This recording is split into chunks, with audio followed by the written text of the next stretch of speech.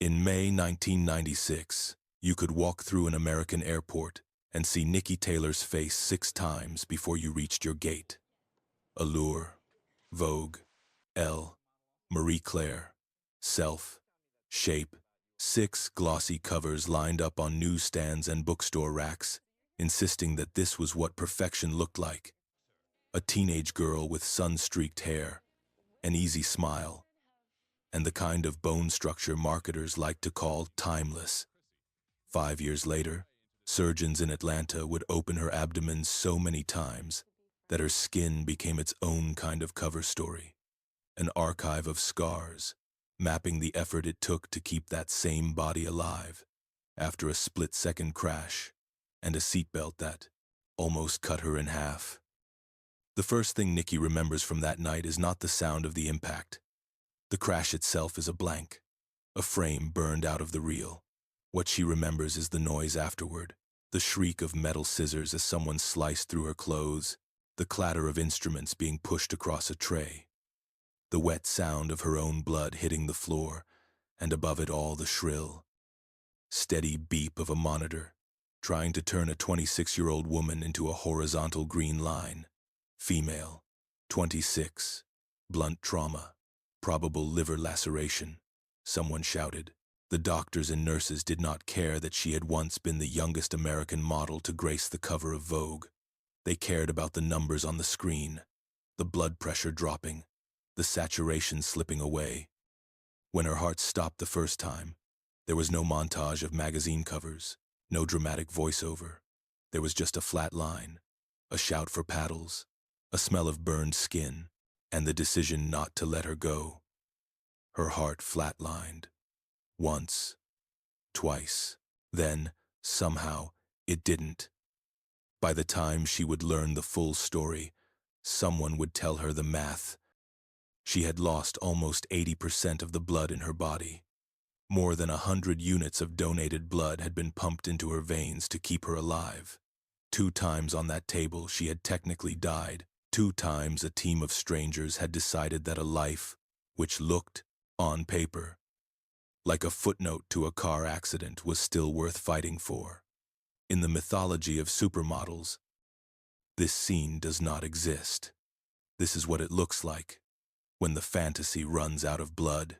To understand how she got there, how the girl on 6 covers in 1 month ended up with a torso held together by staples and rods, you have to go back to a quieter room in South Florida at the end of the 1,980 seconds. The light there is flat, fluorescent, the air heavy with hairspray and nervousness. On the walls of the local modeling agency are rows of comp cards, young women and girls, all tilted heads and hopeful eyes. Their names printed in neat capitals beneath their faces. Most of them will never be more than that. A glossy rectangle in a filing cabinet. Niki Taylor walks in at 13. All long limbs and sunburned shoulders. A middle schooler who still does her homework at the kitchen table while her mother cooks. Her mother, Barbara, has brought her here because people keep saying the same thing at church, at the grocery store, at school events. She should model. The booker behind the desk has heard a version of this sentence 1,000 times. But when she looks up at the tall, slightly awkward girl standing in front of her, she pauses. There is something in Niki's face, the wide-set eyes, the straight nose, the way her smile seems to arrive a split second after her thoughts, that the camera will like. Just as important, there is something in her posture, a mix of shyness and focus, that suggests she will listen when you tell her where to stand. Within a year, the test shoots turn into real work. At 14, Niki is on the cover of 17, the magazine that sits beside lip gloss and notebooks in every American teenage girl's room. She still lives in Pembroke Pines. She still has to be home in time for school. But in the spaces between algebra and English, she is flying to New York, being driven to studios where makeup artists look at her like she is a blank canvas, and stylists tug at clothes that don't yet feel like they belong to her.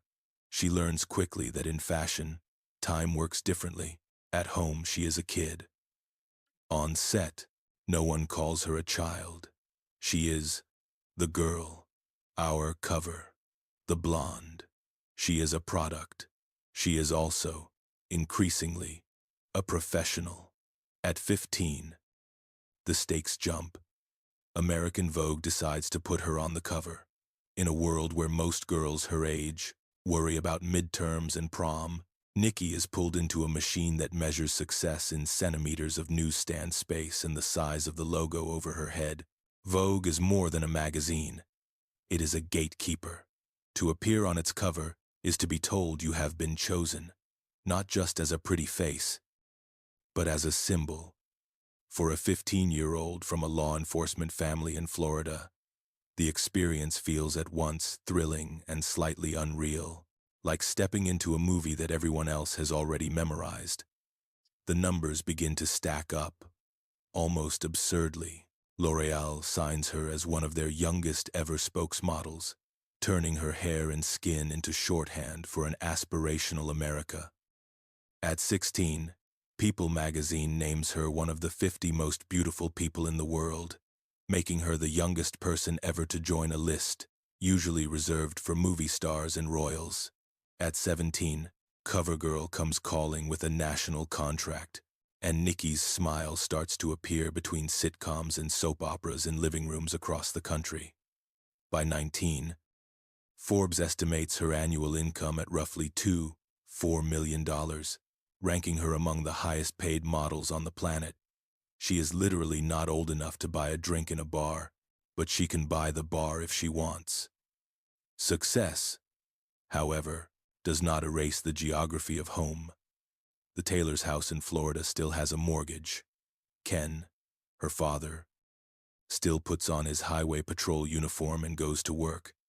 Barbara still worries about homework and whether her daughters are eating properly. Niki sends money home, but she also keeps coming back physically, landing at Miami Airport in the early hours, sliding into the back seat of her parents' car, breathing in the familiar mix of air conditioning and fast food wrappers. On the surface, she seems to manage the split life with ease. Runway one day, rollerblades in the driveway the next. Her younger sister, Chrissy, watches this balancing act with a mix of awe and bemusement. 3 years younger, she shares Niki's height and easy smile, but radiates a different energy. Where Niki seems to slip naturally into the discipline of modeling, Chrissy carries a kind of unaffected lightness. She likes the idea of appearing in pictures, but she also likes baking with their mother, hanging out at the mall, talking about someday having a family of her own. When a photographer suggests that she step into frame during one of Niki's shoots, it feels like a game. The film comes back. Agencies see the potential. By 14, Chrissy has her own contract, her own jobs, her own travel. CoverGirl sees an irresistible angle. 2 sisters, both blonde, both photogenic, representing not just mascara, but a wholesome fantasy of American girlhood in stereo. Behind the lenses, the dynamic is simple and real. Niki is the big sister who has done it all first. The one who knows how to decipher a call sheet, how to navigate a go-see, how to decode the difference between a polite, "we'll be in touch," and a real possibility. Chrissy is the kid who still can't quite believe people care so much about what her face looks like. She tells interviewers she'd like to be a housewife one day, smiles shyly at compliments, and goes home to do math homework on planes. Together, they represent the marketable side of sisterhood, whispering backstage, laughing in hotel corridors, leaning their heads together for a shot that can sell both cosmetics and a feeling. In the summer of 1995, they shoot an editorial for Ocean Drive magazine. The images are exactly what clients want from the Taylor sisters: sun-kissed skin, white sand, denim shorts, an effortless intimacy that needs no direction. No one on that beach knows that these will be the last professional photos the two will ever take together. The 2nd of July, 1995. It is a Sunday morning in Florida, the kind of heavy, humid dawn that promises another day of heat. In the Taylor house, the air conditioner hums softly. Niki is home between jobs, savoring a rare stretch of time where she doesn't have to think about flight times and call. Sheets. She wakes early. Twin boys have trained her body to respond to morning light. She pads down the hallway to check on them, adjusts a blanket, listens for the small, steady rhythm of their breathing. On her way back, she passes Chrissy's room. Something makes her stop. Later, she will try to name it. A feeling, a silence, a shift in the air. But it resists language. She knocks. No answer. She opens the door. The scene on the floor is wrong in the way that makes reality tilt. Chrissy is lying there, not in a movie collapse, but in the awkward stillness of a body that has been where it is for too long. Her skin is pale. Her lips are tinged with blue. She is not snoring or stirring.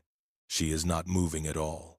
For a second, Niki's mind offers ordinary explanations. She fainted. She's joking. She's in a deep sleep. Then the deeper part of the brain, the part that has watched paramedic dramas on TV and knows what a lifeless body looks like even if it has never wanted to admit it, begins to scream. She calls for her parents. Ken and Barbara run in, pulled out of sleep by the tone in their daughter's voice. Someone dials 911. The operator asks the questions they are trained to ask. Is she breathing? Is she responding? Is she warm? Niki hears herself answering as if through a tunnel. No, she's cold. She's not breathing. Ken starts CPR, his training as a highway patrolman kicking in automatically. He counts out compressions. Barbara prays out loud, bargaining with a god who seems suddenly very far away. The paramedics arrive. They do what paramedics always do. Oxygen, defibrillator, protocols. The clock on the wall does not care. At 5:39 a.m., in a hospital a few miles from the house where she learned to ride a bike, 17-year-old Niki Taylor is pronounced dead. In the hours and days that follow, grief is joined by something sharper, more public, speculation. A beautiful teenage model dying suddenly in her sleep fits too neatly into the moral panic narratives of the 1,990 seconds. People whisper about drugs, about eating disorders, about asthma inhalers abused to keep weight down. Talk shows mention the case with a tone that suggests an inevitable cautionary tale about the pressures of beauty. The autopsy, when it comes, tells a different story. Chrissy's heart, it turns out, carried a hidden defect, arrhythmogenic right ventricular dysplasia, ARVD, a rare condition that quietly replaces healthy heart muscle with fat or fibrous tissue. Sometimes it causes warning signs. Fainting, palpitations, sometimes, as in Chrissy's case, the first symptom is the last. Sudden cardiac arrest. The death is ruled natural. Nothing about it feels natural to the family who has to pick out a coffin. For Niki, the clinical explanation is both a relief and a cruel joke. It exonerates the industry in the narrow sense. There were no pills, no needles, no starvation involved. It does nothing to erase the memory of finding her sister cold on the carpet. It does nothing to fill the empty side of a photograph. In interviews years later, she will talk about how she moved through the months after Chrissy's funeral, as if underwater. There were shoots she doesn't really remember, only flashes, a makeup artist's hands close to her face, a stylist's voice saying, "Just one more look," a photographer asking for something with the eyes, the same eyes that had once lit up with an almost innocent excitement for the work, now had to be coaxed into opening it all. She does what she has been trained to do since 13. She shows up. The world has no patience for broken-down 20-year-olds at the height of their careers. Contracts have clauses about acts of God. But grief does not count. She flies to jobs. She stands under lights. She holds poses. The camera sees what it expects to see. A professional, a pro, a girl who knows her angles. What it cannot see is the pharmacy bag on the bedside table in the hotel room, the prescription bottles that help her sleep when flashbacks make closing her eyes feel dangerous, the ones that take the edge off the panic during long flights. She is not drunk. She is not high in the way tabloids like to imagine. She is simply trying not to feel every single second of the day. Time, stubborn as ever, moves. The boys grow taller. The calls from certain magazines come less frequently. A new generation is coming up, with new faces and new narratives. Niki transitions quietly from the very top of the pyramid to the kind of steady work that rarely makes headlines but pays the bills, catalogs, campaigns, appearances. She is still famous, but fame now comes in echoes rather than in shouts. People recognize her in airports, sometimes squinting as if to overlay the image in front of them with the one they remember from the cover of Vogue. "You look just like that model. What was her name?" they say. She laughs and replies, "That's me." Then goes back to loading two toddlers and their carry-ons onto a plane. On the 28th of April, 2001, another early morning finds her in another city. This time it is Atlanta. She has done a promotional appearance at a club, the kind of job that sits somewhere between work and anthropological field trip. Meet and greets, photos, a few polite words into a microphone. She is 26 now. A young woman who has lived enough for 3 lives. Her twin sons are 6. They are back in Florida, asleep in their beds. She will see them soon. For now, she climbs into the passenger seat of a friend's Nissan Maxima. The roads are quiet. The night feels, if not peaceful, then at least uneventful. It takes about 2 seconds for uneventful to become the opposite. The driver's phone rings. He glances down to see who it is. In that glance, the car drifts. A utility pole appears in the windshield and then is inside it. The human brain is not built to record impact at that speed. Niki's memory cuts here. For years afterward, she will try to remember the sound, the screech, the crunch, the way the world must have folded. All she gets is black. The seatbelt does what it is supposed to do. It keeps her inside the car, keeps her from becoming a projectile. It also channels the force of the crash into a narrow band across her torso. When the paramedics arrive, they see the usual aftermath of a serious wreck: twisted metal, glass, a dazed driver, a passenger in pain.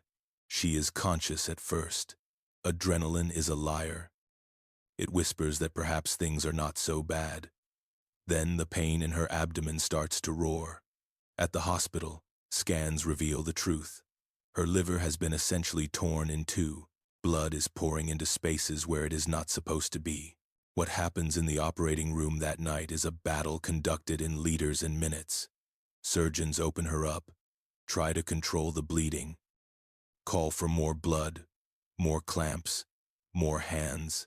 They hang bag after bag of donated blood on IV poles until the stands look like strange metal trees, heavy with red fruit, hemoglobin, hematocrit, blood pressure, oxygenation. The numbers on the monitors tell a story more urgent than any headline. At some point, the body they are fighting for simply can't keep up. Her heart stops. There is no cosmic symbolism in the way a heart stops. It is electrical. It is mechanical. It is brutally simple. 1 second, there is a rhythm, irregular, strained, but present. The next second there is not. The monitor screams. The room contracts into a series of gestures, chest compressions, adrenaline, paddles. Someone calls out, "We're losing her." In the myth of the supermodel, this is where the movie would end. If the movie were interested in endings, in the operating room, it is just another problem to solve. They shock her. The line on the monitor jumps, stutters, resumes. They go back to work. Later, it will happen again. Another flat line, another battle, another decision. Not yet. By dawn, they have done what they can. Her liver is patched, though the damage will define her relationship with her own body for the rest of her life. Her abdomen is closed, staples marching across her skin in a jagged, metallic seam. She has received more than 100 units of blood. 100 anonymous gifts from people who will never know precisely whose life they helped extend. The woman who once had 6 magazine covers in a single month now has 6, 12, 20 incisions, each one a line in an anatomy of survival. The weeks that follow are not montage-friendly. There are no glamorous visitors with bouquets, no inspirational speeches delivered in perfectly lit hospital rooms. There is pain, dull, sharp, constant, confusing. There are tubes and drains and machines that do things her organs cannot yet manage alone. There is a parade of specialists, surgeons, intensivists, physical therapists, respiratory therapists, who care less about who she used to be and more about whether she can take a full breath today without her oxygen levels dropping.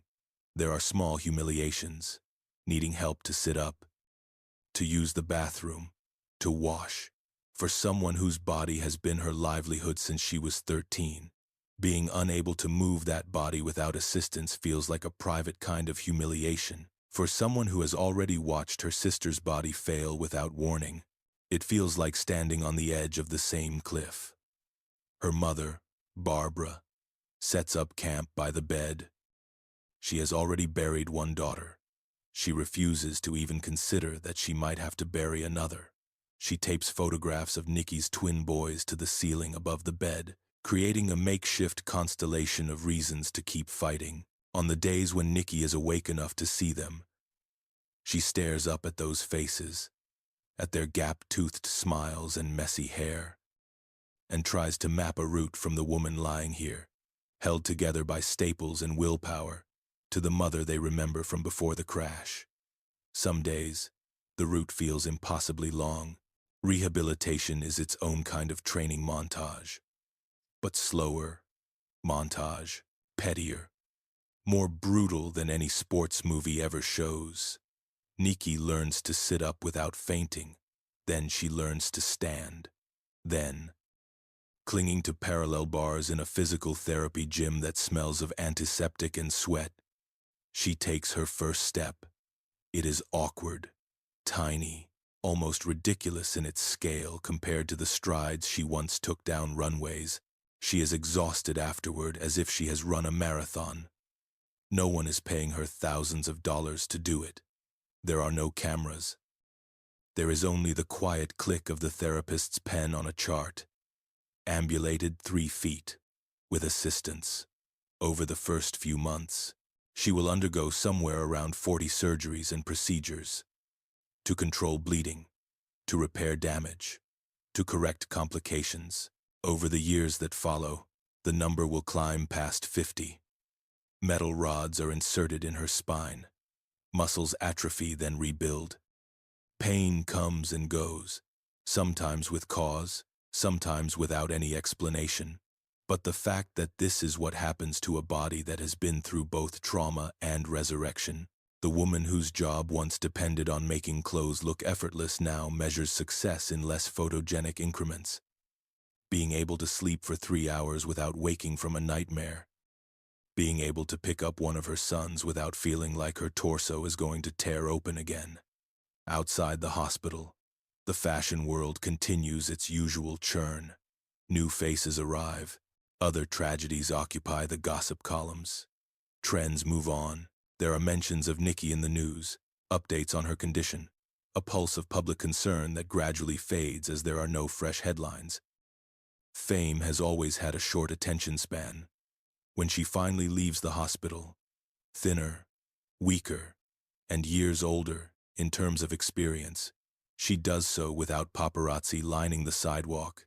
The cameras that once crowded the end of runways are busy elsewhere. For a long time, Her life narrows to a radius of a few miles. Home, doctor's office, physical therapy clinic, school. The twins learn that if they hug their mother too hard around the middle, she will flinch, then smile and tell them it's okay. She speaks at the occasional event about seatbelts, about drunk driving, about blood donation. Her voice is quieter than it once was on the page. But in person, it carries a different kind of authority. She is not the cautionary tale people expected, not a model punished for vanity, not a celebrity spiraling out of control. She is a woman who got into a car with someone she trusted and became a footnote in statistics about distracted driving. In 2013, almost 12 years after the accident, the American Red Cross arranges a meeting that turns the anonymous math of her survival into a roomful of faces. 13 of the people whose donations flowed into that operating room in Atlanta come to see her. They line up in a modest function hall, nervous in the way people are when they are about to meet someone they have technically already saved. Niki walks in on legs that once had to learn how to move again. She shakes their hands, hugs them, looks into eyes she has never seen before and says thank you so many times. The words start to feel inadequate. There is an unreality to it. A former supermodel in a simple dress, no dramatic lighting, standing in a circle of teachers, mechanics, office workers, retirees. They did not give their blood. For her specifically, they gave because they could. Now the loop closes.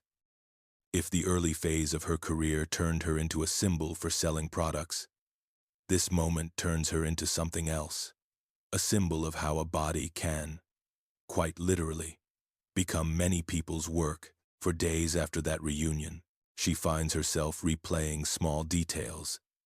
The way one donor's hands shook as he told her he gives every 8 weeks because his father once needed blood. The way another admitted she had been nervous to come because she didn't want Niki to feel she owed them anything.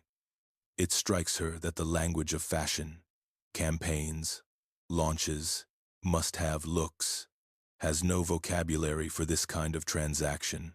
No one will put these people on a billboard. There are no backstage passes, no VIP lounges for the act of quietly showing up to a blood drive on a Tuesday afternoon. And yet, in the arithmetic of her own life, their anonymous generosity weighs more than any contract she ever signed. She starts to notice blood drives the way she once noticed her own face in a shop window.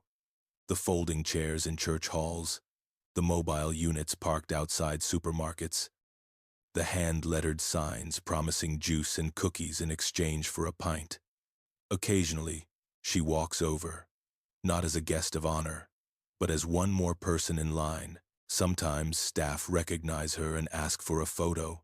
Sometimes no one does, and she sits flicking through her phone like everyone else, listening to the small talk that circles around the simple fact that every arm extended here contains the possibility of keeping a stranger alive. It is a different kind of glamour, one that never makes it onto a runway, but has its own quiet shimmer. Sometimes, when interviews come around, an anniversary piece about the supers, a nostalgia segment about 90 seconds culture, producers ask if she will talk primarily about the fun parts, the fashion shows, the campaigns, the celebrity encounters. She can do that. Those memories are real and, in their own way, joyous. But she has learned to insist on the other chapters too.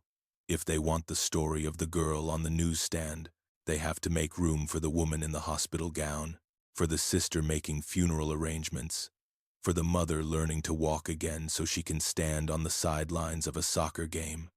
Otherwise, it is not really a story at all, just an ad that forgot it was supposed to end. The strange thing is that many people thank her afterward, not for the perfection that once made her famous, but for saying out loud that a life can implode more than once and still be worth rebuilding. Young women come up to her at events and say they remember the Niki 6 covers taped to their bedroom walls. and that now, going through their own private crises, they find themselves thinking less about those images and more about the woman who woke up in a body she barely recognized and decided, over and over again, to stay. By the mid-2000s, the industry that made her has largely reconfigured itself. Her era, the height of the 90-second supermodel, has become a period piece in coffee table books and nostalgic documentaries. Reality TV shows hunt for the next top model. Social media begins to manufacture a different kind of famous face, one that can bypass traditional gatekeepers altogether. Niki appears occasionally in retrospectives, a younger version of herself in denim shorts on beaches, in tight dresses on red carpets, in close-up beauty shots that now feel oddly innocent. People who were teenagers in the 90 seconds feel a jolt of recognition. Oh, her. She was everywhere. Whatever happened to her? The answer, of course, is both simple and complicated. She lived, she grieved, she hurt, she raised her boys, her first marriage ended. She and Matt divorced. Life did not stop, it just changed shape. In Nashville, a city where celebrity is as likely to be in the man at the gas pump with a guitar case in his truck as in anyone on a billboard, she finds something like anonymity. She marries Bernie Lamar, a NASCAR driver whose own world is built on velocity and risk. Together they have a daughter and later another son. School pickups, little league, grocery runs, the mundane scaffolding of ordinary life, become the structure of her days. Her relationship with her own reflection shifts. Again, as a teenager, she saw in the mirror the girl everyone else had told her she was.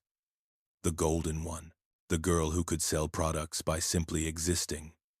After Chrissy's death, the mirror became a place she avoided, because it reflected a face she associated with survivor's guilt.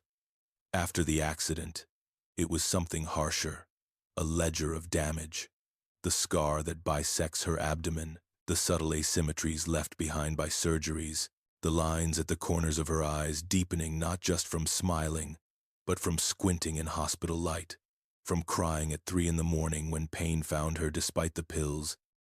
She had to decide, over and over, whether to treat that reflection as evidence of failure, failure to remain perfect, failure to maintain control, or as proof that she was still here at all. When fashion comes calling again, it does so in a different tone. Swimsuits for all, a brand that markets itself on inclusivity and reality, invites her to appear in a campaign in 2017.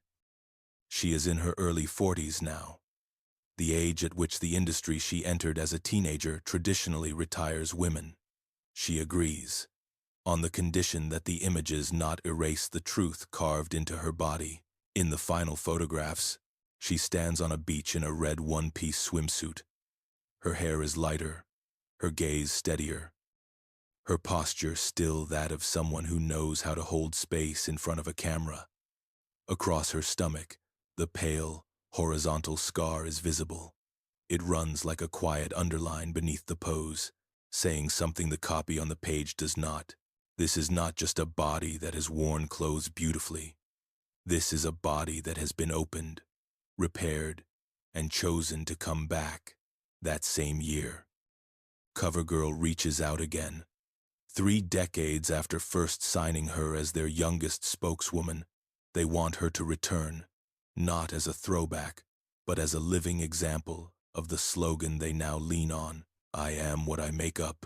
The campaign is not about pretending that time has not passed. It is about showing a 40-something woman who has been praised, scrutinized, broken, and rebuilt.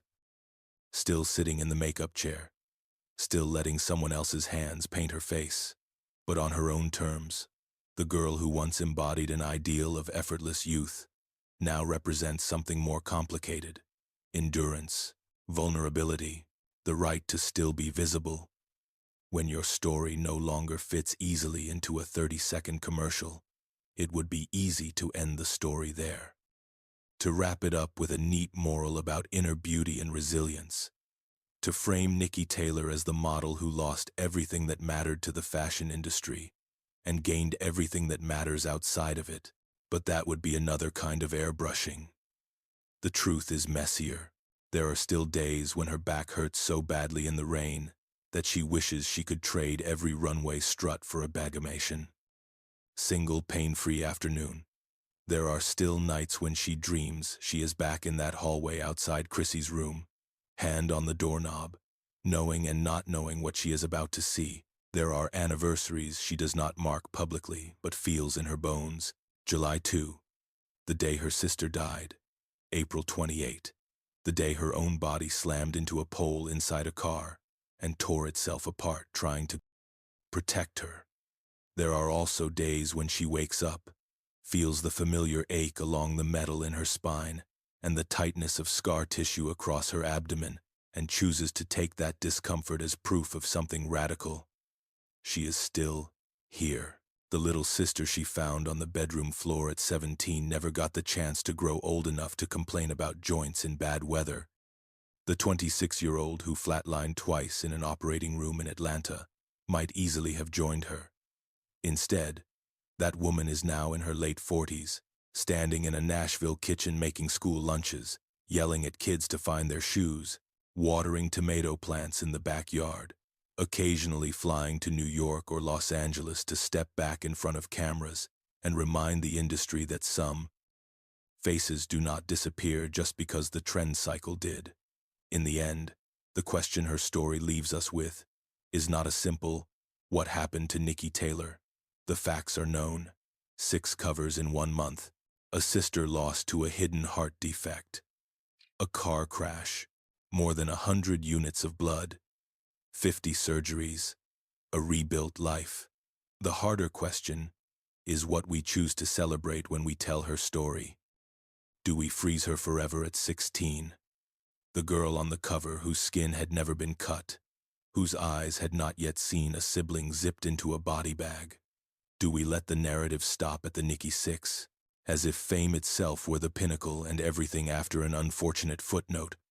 Or do we allow the ICU beeps, the surgical scars, the pills on the nightstand, the small victories in physical therapy, the years of anonymous mothering and quiet advocacy to stay in frame? We say, easily, that scars make people interesting. We repost campaigns that show unretouched skin and call it progress. But when we walk past the magazine rack and see an image of a woman like the young Niki, smooth, unmarked, impossibly fresh, our eyes still snap to it first. When the next teenager appears on 6 covers in 1 month, will we remember that beauty is only ever the opening scene, that a body can be both commodity and catastrophe, that survival is not guaranteed? Will we remember Niki Taylor as a girl whose face defined a season of fashion, or as the woman who proved that staying alive long enough to be ordinary, to limp, to ache, to age, to love new children and miss the dead, is sometimes the most radical thing a beautiful body can do?